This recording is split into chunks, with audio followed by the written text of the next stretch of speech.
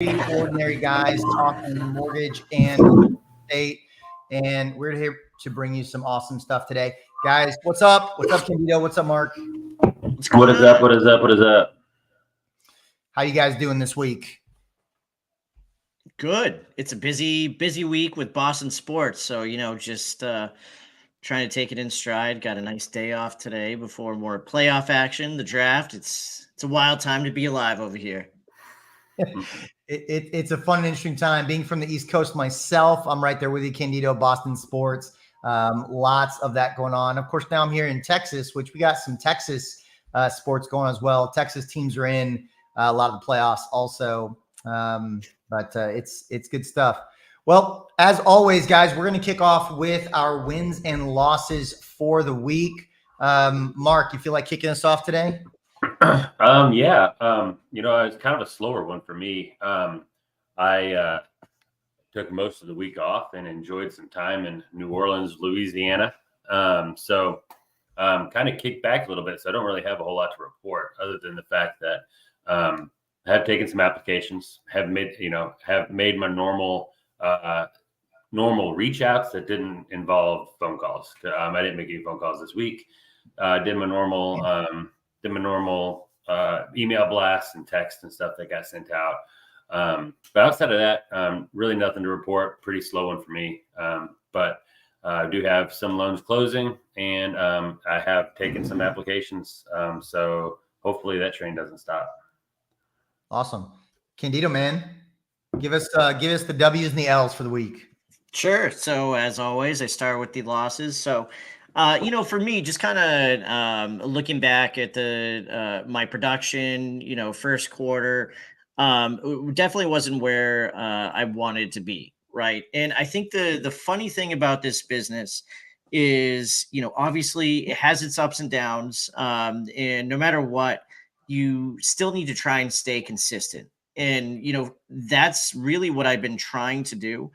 Been trying some new things, getting involved in a lot more this year. And, for me, I think just kind of staying the course, trying to get involved more. I feel like I'm like interviewing for a job, turning the negative into a positive, but really that's what it is. For me, the last week and a half, it's really picked up as far as application volume, setting up meetings with more realtors. So definitely going in the right direction.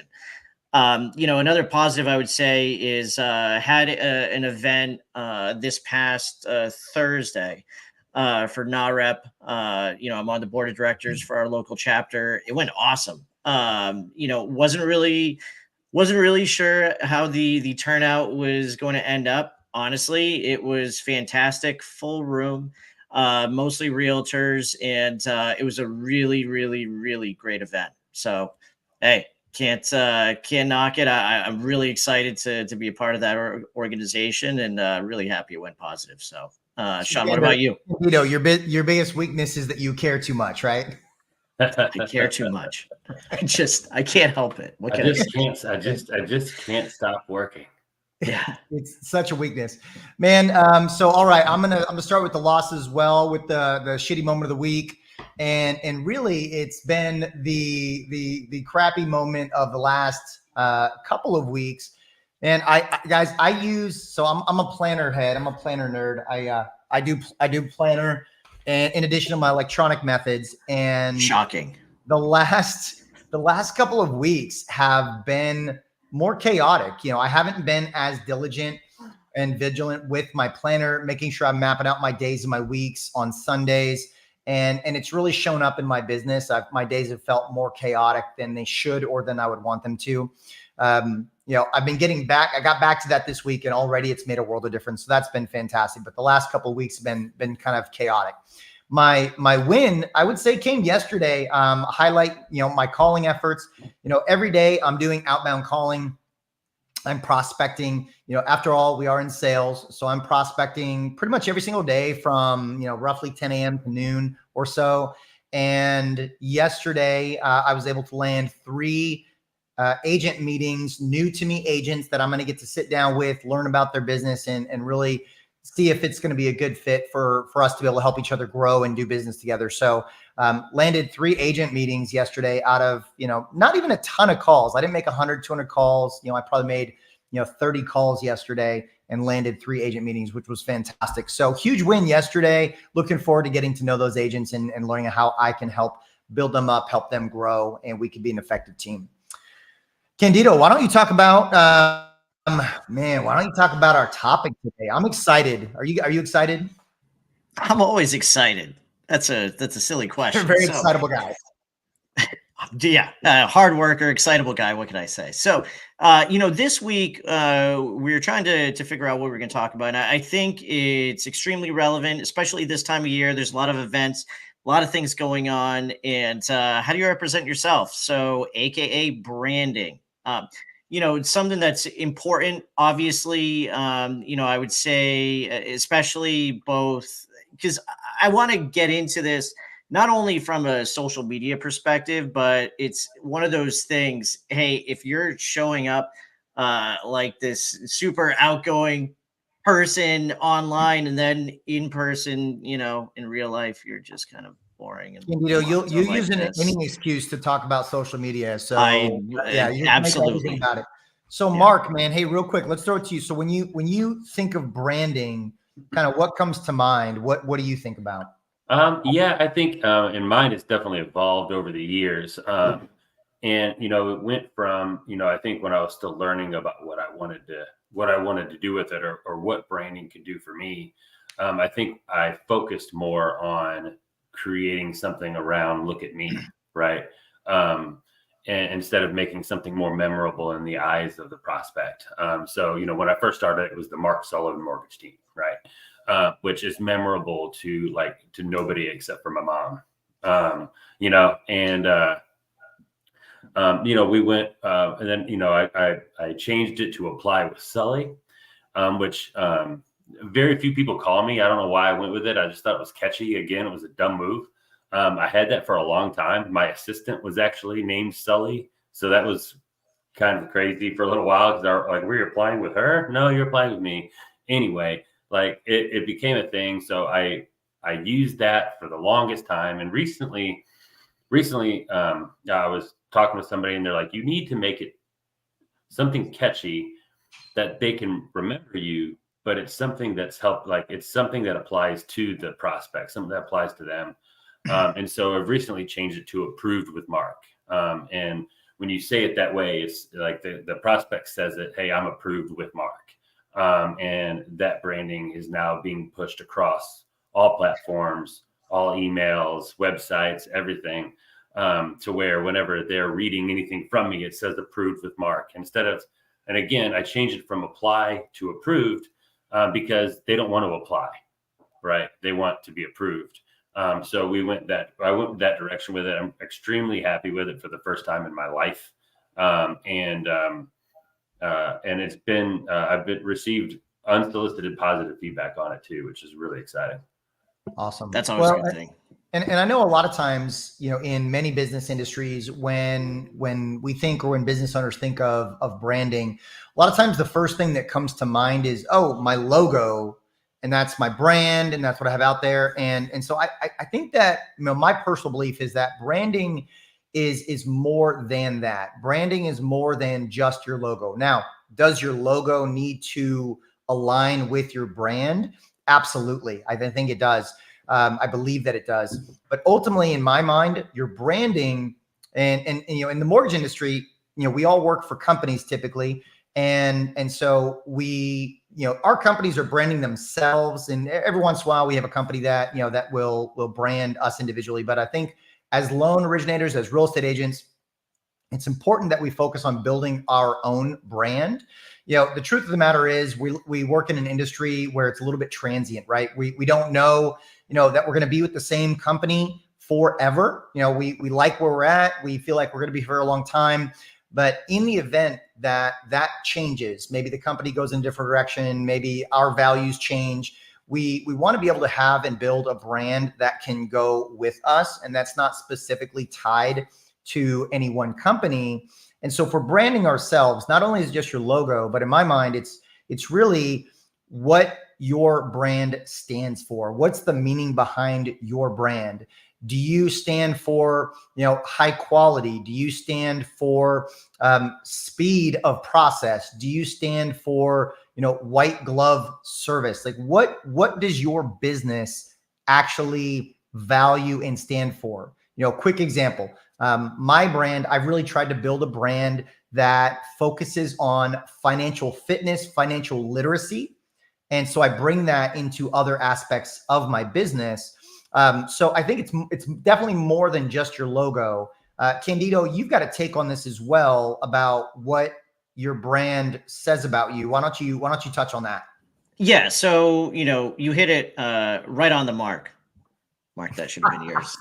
I see what you did there. Yeah, yeah. I think that's so important, especially coming from a guy that's moved, a couple times over the last, 4 or 5 years.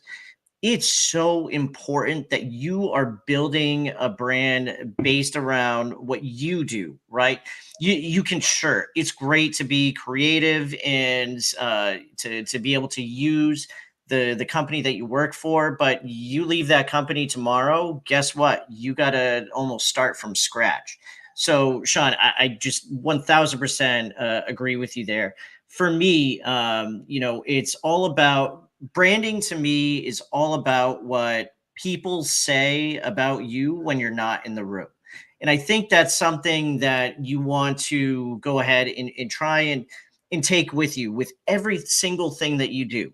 For me, it's pretty easy. I have a unique name. The only other person that I've met that's a Candido is my dad, right? So, it's Candid Mortgage Guy. I even try and bring it up when I'm speaking to somebody, especially for the first time. Oh, well, of course I'm going to be truthful with you. I have to be. Candid is literally in my name. And it's, typically, again, I like to test the waters with, what kind of things I could say, not say with people. And that usually gets a little bit of a snicker. Perfect. I know I kind of got him on the hook. But it's, with me, I try and do a lot of different things. Always am trying to improve. But there's a lot of things that end up becoming your brand that you don't even know about. I'll give you an example. One of my former marketing managers gave me an idea of doing some educational content while outside, trying to consistently make the same type of video, even in the winter, be out there all dressed up, but people will get to see that you're consistent. So I chose my daughter's picnic table, which is small, but I'm on there. I have my jeans, I have my sneakers, and I'm out there on Instagram. You can see it every 7 posts. You'll see, and it'll pop up. I'll do something educational. But every single time I'm on that picnic table, yes, I was out there in negative temps, which is super fun. But the point is, I've actually started to get recognized for that, especially with people that I know. And I think it's I'll never have everybody always commenting or liking, but when you are starting to get comments from people in real life, boom, you're like, oh shit, this person recognized. I also do a thing with the coffee at the end and saying that it's too hot. And I've had people say, oh, hey, how's your coffee today? I'm like, I don't know, fine. But they're actually referring back to some of the videos and whatnot. And, I think that's almost unintentional branding. But some of the things that you do, people are paying attention. And no matter what, you're building a brand. It's a matter of how you want to try and do it. So that was kind of a long-winded example, but definitely something that I've kind of taken to heart and know that people are actually watching.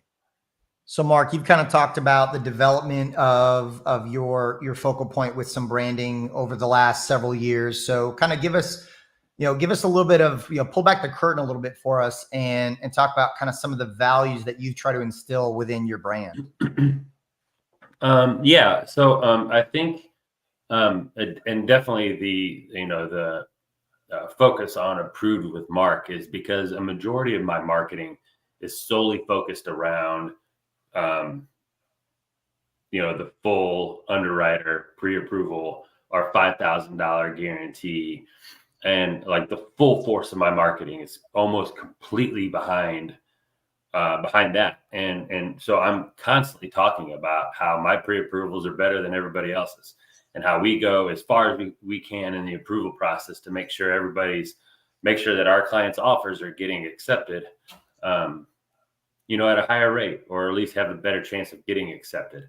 So those two things those things go side by side as my brand and what I say in my marketing, and what I want them to say about me goes with, like, whenever Tim talks to Tom about his experience with me, I want him to talk about that. I want him to be educated enough to know what they did, what we did in order to in order to further that brand even more. Because I think everything else that I kind of surround that is the you're supposed to, right? The good service, the fast the fast closings, the good communication, all that stuff is expected. So we just kind of wrap all that stuff around what I mainly market around, which is the Approved Mark. So it kind of, I guess it touches all corners, but it's all centered around that one nucleus. Awesome. Well, and so I'll say this: I'm pretty fanatical about the message that I want my brand to tell, and that's aligning with what you're talking about, Candido. What people say about you when you're not in the room, and I would say the way that I interpret that is, what story does your brand tell people, right? Because ultimately, if your brand is telling them a story, that's going to shape what they say about you when you're not in the room. And so, just an example of the brand that I'm continually working to build is I want my brand to be very much about quality, about white glove service, about financial fitness and financial education. And so I believe that everything that we do should align with our brand value, with our brand story. So quick example, just in my case, right? Financial fitness, quality, white glove service. So when I'm doing an event at an elementary school next week, they're doing a spring fest, lots of parents, kids going to be there. And I wanted to get some promotional items for the event. So what I did was, instead of going and getting the cheapest, crappiest junk I could that's got my logo on it, that's probably going to get thrown away, 30 minutes after the event is over. I went out and I said, okay, what items can I get? They're going to represent quality, that are going to be useful and valuable long after the event is over. And then also, what promotional items are going to further my message about financial fitness and financial education and literacy.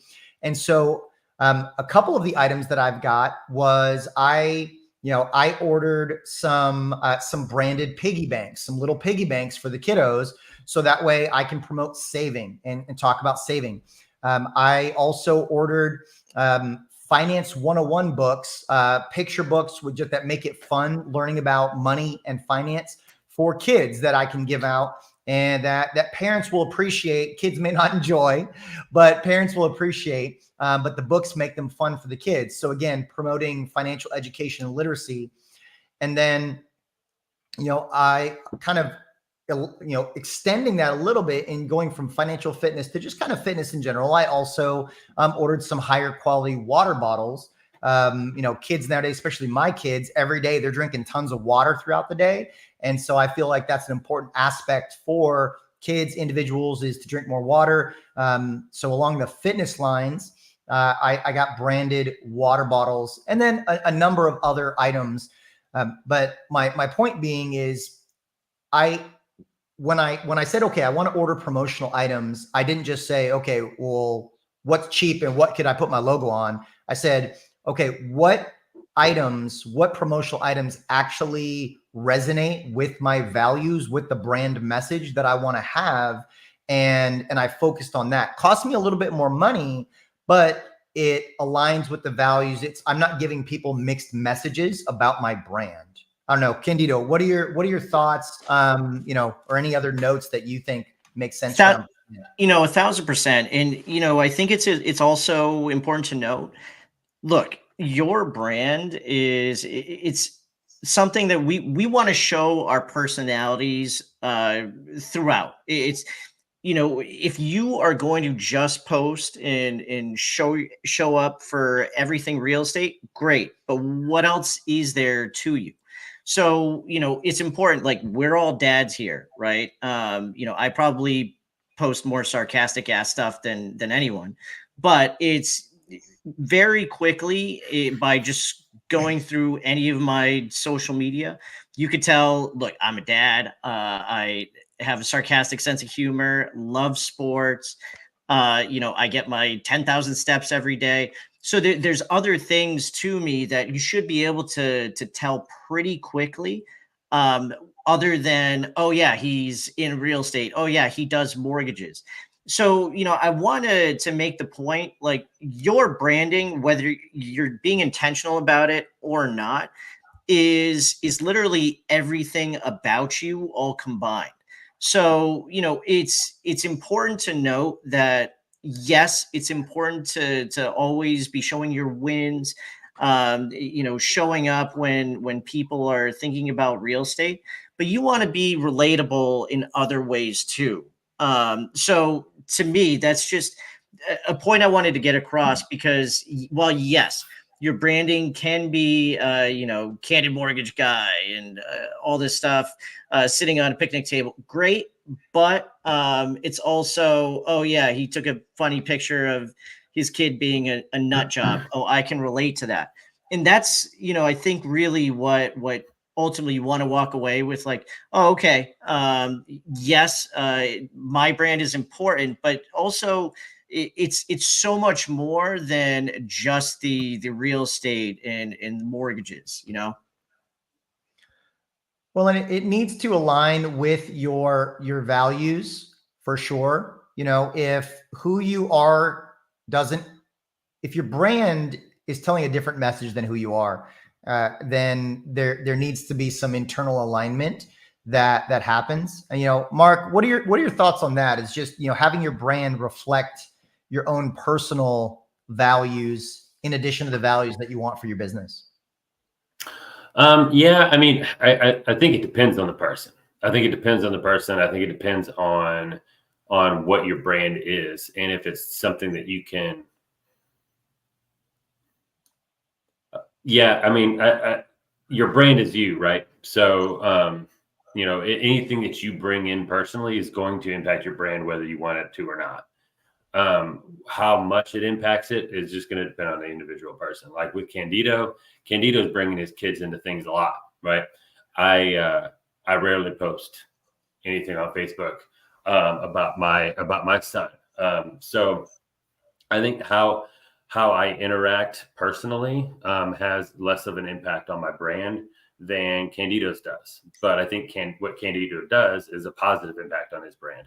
Well, kind of what and let me interject real quick. So just kind of shift that thing. So, and I'll get your comment on this. So kind of what I was kind of going, like, as an example, if you've got a brand that is all about like helping people, but you're kind of selfish in the real world, like those don't align, right? I'm just using an extreme example. So that's kind of more or less what I'm referring to when I'm talking about your personal, sure. And you run into your brand alignment. So yeah, and you run into that a lot, right? Where somebody poses to be a certain way for business reasons, and then in reality they're not.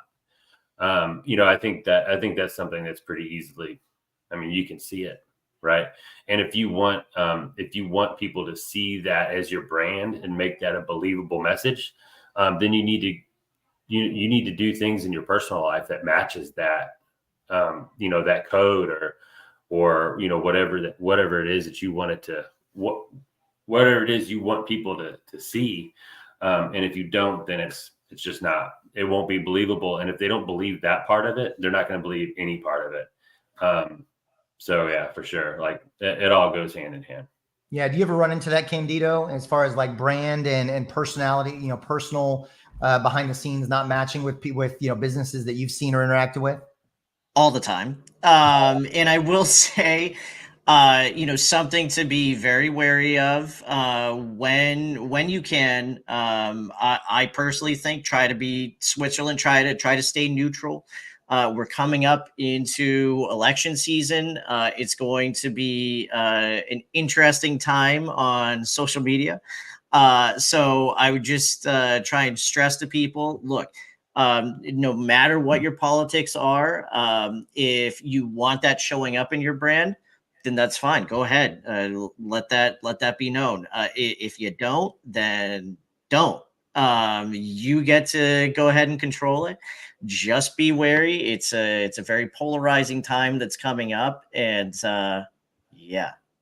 And so, guys, let me get your take on this. So, what about designing your brand around your ideal client? What are your thoughts on creating your branding messaging?